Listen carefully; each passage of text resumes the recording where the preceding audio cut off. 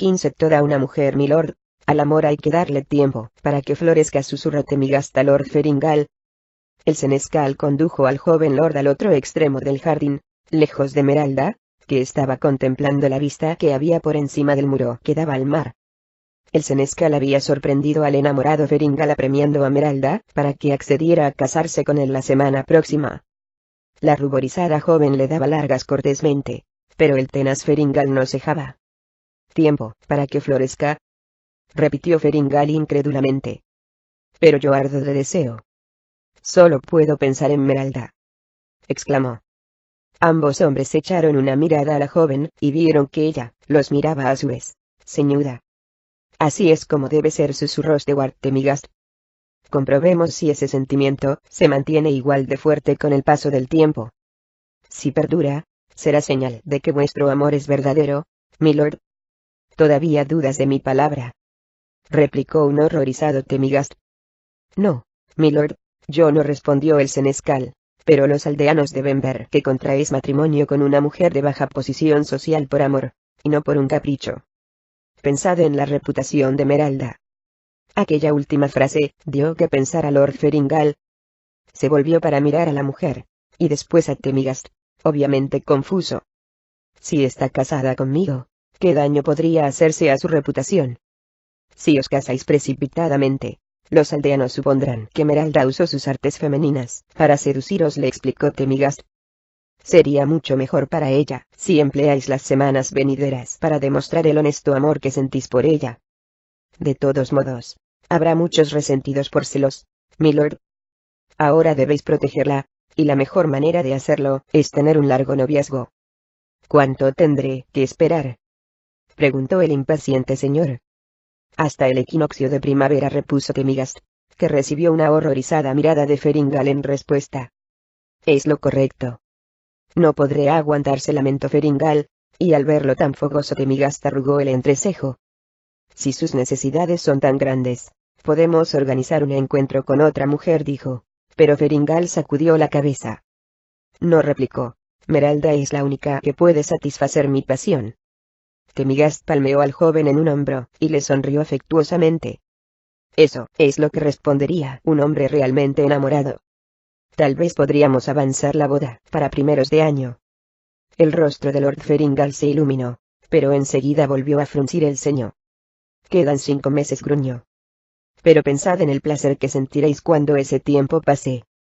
«No podré pensar en nada más», repuso un taciturno Ferringall. «¿De qué estabais hablando?», preguntó Meralda cuando Ferringall se reunió con ella junto al muro, y Temigast se retiró. «De la boda, por supuesto», contestó el joven lord. «Stewart Temigast cree que tenemos que esperar hasta primeros de año». «Él cree que el amor es algo que crece y florece», añadió con voz dubitativa. «Y tiene razón», repuso Meralda con alivio, y sintiéndose agradecida a Temigast. Inesperadamente Ferringall la agarró, y la atrajo hacia él. «Es imposible que mi amor por ti crezca aún más», le dijo, y la besó. Meralda le devolvió el beso, contenta de que el señor no quisiera ir más allá, como era habitual en él. En vez de eso, Lord Ferringall la apartó de sí a un brazo de distancia.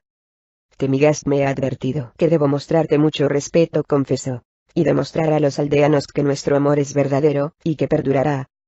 Y yo pienso hacerlo esperando. Además, de ese modo Priscilla tendrá tiempo para prepararlo todo. Me ha prometido que tendremos la boda más espléndida que se haya visto en Orkney, e incluso en todo el norte». La sonrisa de Meralda fue sincera. Se alegraba por el retraso, ya que necesitaba tiempo para poner en orden sus sentimientos por Lord Ferringall, y por Jaka, y para aceptar la decisión que había tomado, y asumir su responsabilidad. Meralda estaba segura de que podría pasar por ello sin sufrir. Era capaz de casarse con Lord Ferringall, y actuar como Lady Orkney por el bien de su madre y de su familia, y tal vez no sería tan terrible. La mujer miró con una chispa de afecto a Ferringall, que contemplaba las oscuras olas. Impulsivamente, rodeó la cintura del hombre con su brazo, y recostó la cabeza contra su hombro, y su futuro esposo le agradeció el gesto con una casta, aunque afectuosa sonrisa. No dijo nada, ni siquiera intentó tocarla, y Meralda tuvo que admitir que la sensación era agradable. «Oh, cuéntamelo todo», susurró Tori después de subirse a la cama de su hermana mayor. Te tocó. Hablamos y contemplamos las olas, respondió Meralda, yéndose por las ramas. ¿Todavía lo quieres? Meralda miró fijamente a su hermana. ¿Amaba a Lord Ferringal? No, de eso estaba segura, al menos no con la misma pasión que sentía por Jaka, aunque quizás así debía ser. Tal vez llegaría a amar al generoso Lord de Outney.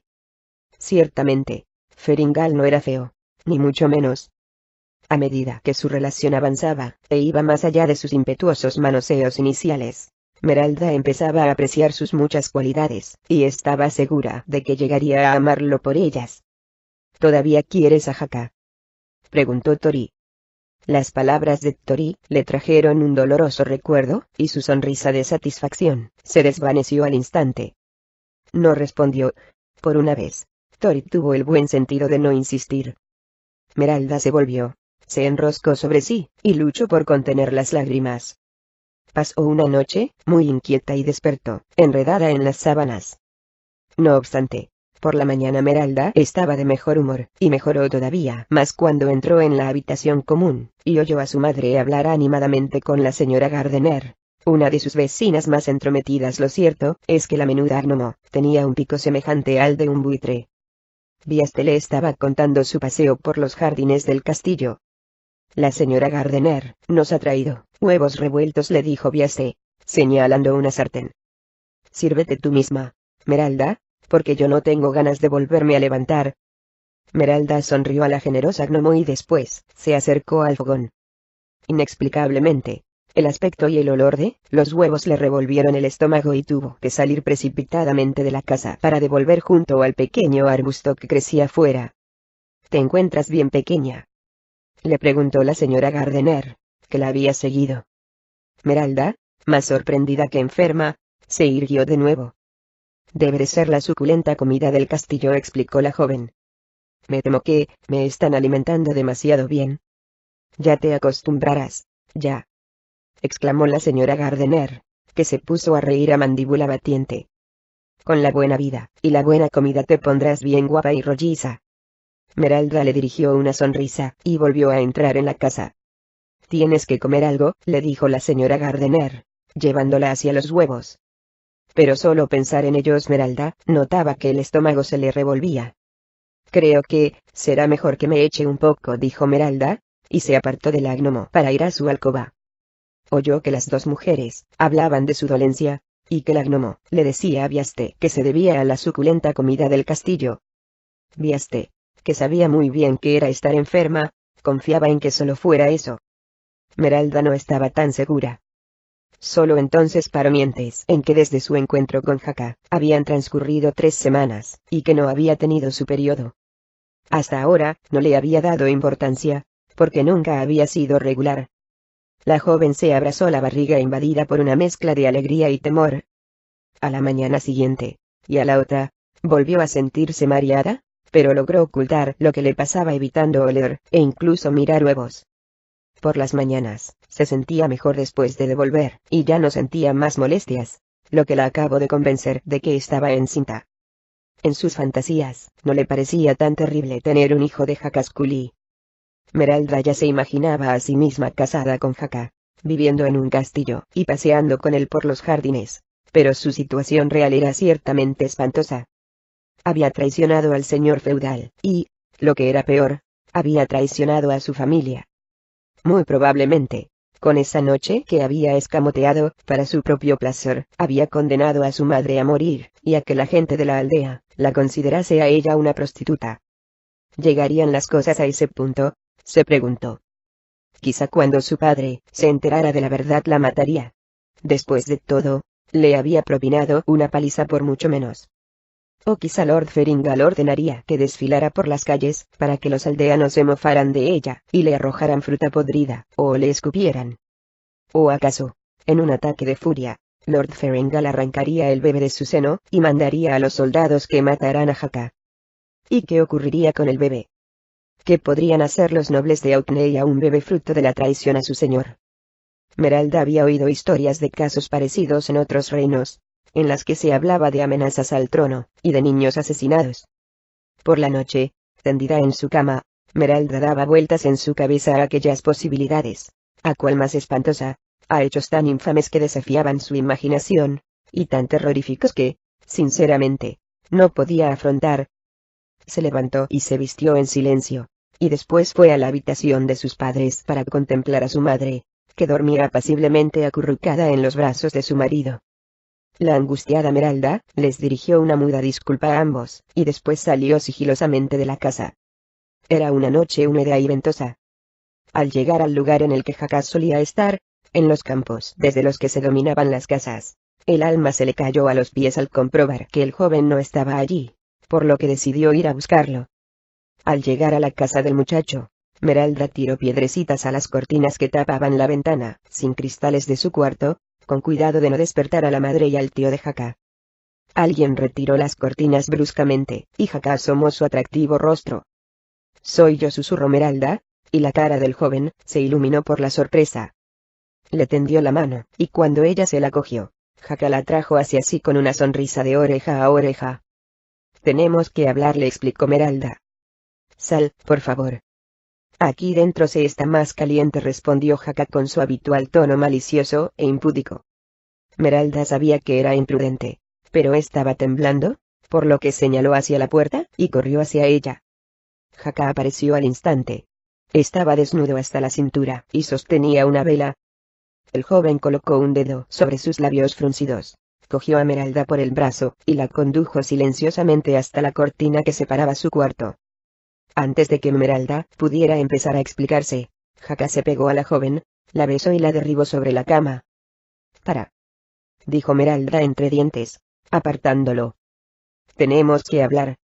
Después replicó Jacá, y sus manos continuaron recorriendo el cuerpo de la mujer. «Ahora», dijo Meralda, que rodó fuera del lecho, y se alejó un paso. «Es importante». Jacá se sentó en el borde de la cama, con una sonrisa torcida en los labios, aunque no intentó seguirla. «Hace días que tendría que haberme venido», explicó Meralda con total franqueza. El rostro de Jacá se contrajo como si no la entendiera. «Estoy embarazada», soltó la muchacha en tono quedo.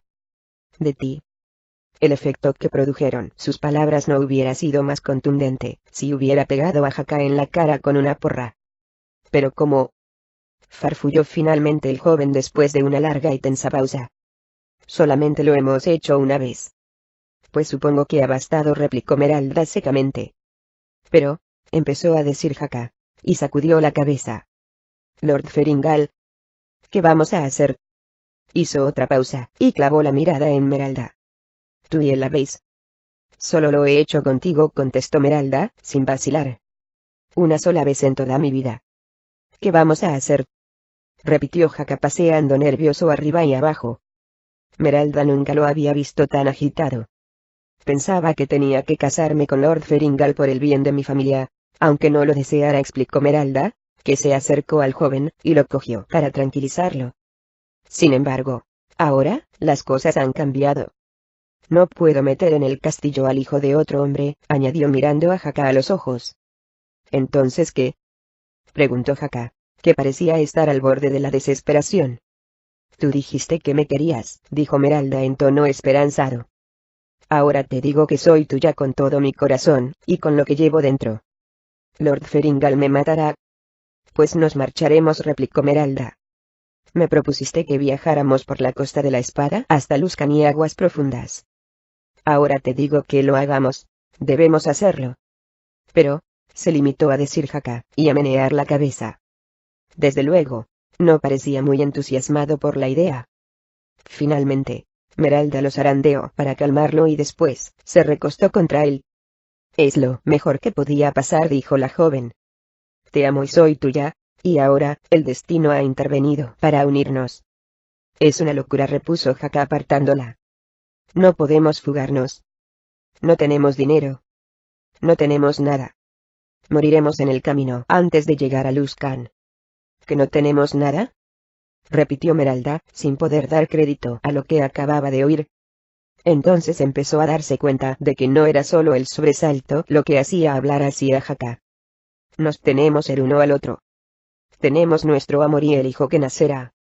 «¿Y crees que eso es suficiente?», preguntó Jacá. Ahora era él quien no daba crédito a lo que oía. ¿Qué vida nos espera en esas condiciones? Ser siempre pobres, comer estiércol, y criar a nuestro hijo en el estiércol. ¿Qué otra opción tenemos?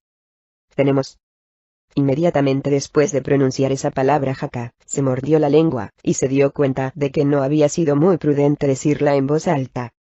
¿Acaso me estás diciendo que me mentiste, para que me entregara a ti? Preguntó Meralda, conteniendo las lágrimas. ¿Acaso me estás diciendo que no me quieres? No, claro que no, la tranquilizó Jaka, y se acercó a ella, y le puso una mano en el hombro. Pero ¿qué oportunidad tenemos de sobrevivir? No puedes creer que solamente el amor sea suficiente. Seremos 3, y no tendremos comida ni dinero. ¿Y qué pasará cuando te pongas gorda y fea, y ni siquiera nos quede el placer de hacer el amor? La joven palideció, y se derrumbó. Jaka quiso ayudarla a ponerse de pie, pero Meralda lo rechazó. Dijiste que me querías, dijo. Y te quería, replicó Jaka. Y te quiero. No, repuso Meralda. En ese momento, lo veía todo con claridad. Sacudió la cabeza, y entrecerró los ojos. Tú me deseabas, pero nunca me has amado. La voz de la joven temblaba, pero estaba dispuesta a llegar hasta el final. Eres un estúpido, porque ni siquiera comprendes la diferencia. Dicho esto, Meralda se volvió, y se marchó corriendo. Jaka ni siquiera intentó ir tras ella. Meralda pasó toda la noche bajo la lluvia, llorando en la falda de la montaña, y no regresó a su casa hasta el amanecer. Pasara lo que pasase, ahora, ya sabía la verdad. Se sentía una estúpida por haberse entregado a Jakaskuli. Durante el resto de su vida, cuando rememorara el momento en el que dejó tras de sí la inocencia de la infancia para convertirse en una mujer, no pensaría en la noche en la que perdió la virginidad.